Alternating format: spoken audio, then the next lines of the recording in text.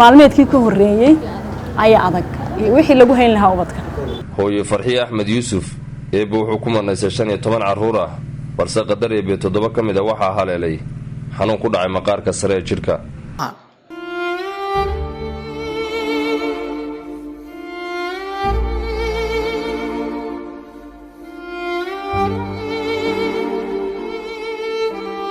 balse qadar eebe 4 kamid ah caruurteeda ayay ku weydiiyay xanuunkaasi. ilmadii indhaheeda ku taagnayd waxaa kala weynaatay qadarta Alle iyo inay muujiso samir. sheekadani waa sheeko dhif iyo naadir ah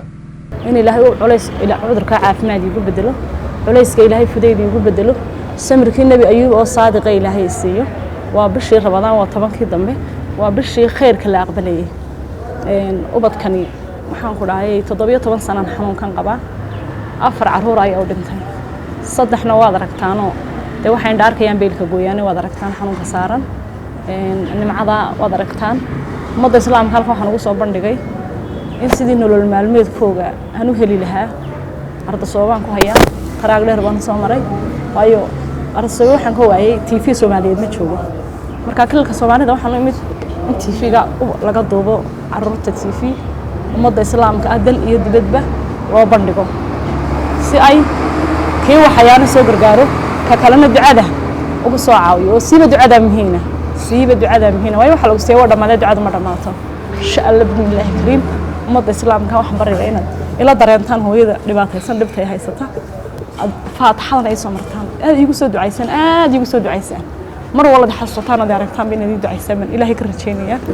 anigana Ilaahay samir saadiq ay siiyo waa waxan waa saqiir wada aragtaan xamay galabsan aniguna dambi ma gelin wada loogu ma hayaarto sooba wax dawo oo loogu hayaa ma jirto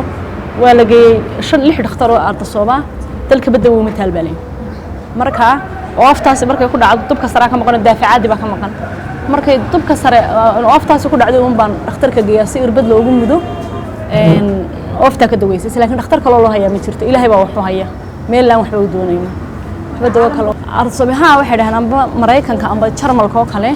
dawadooda waa laga heliyaa عاوزك أن وحبهين حتى الدعاء يصومر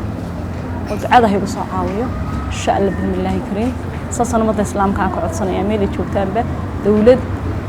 مع العلماء والدين الشعب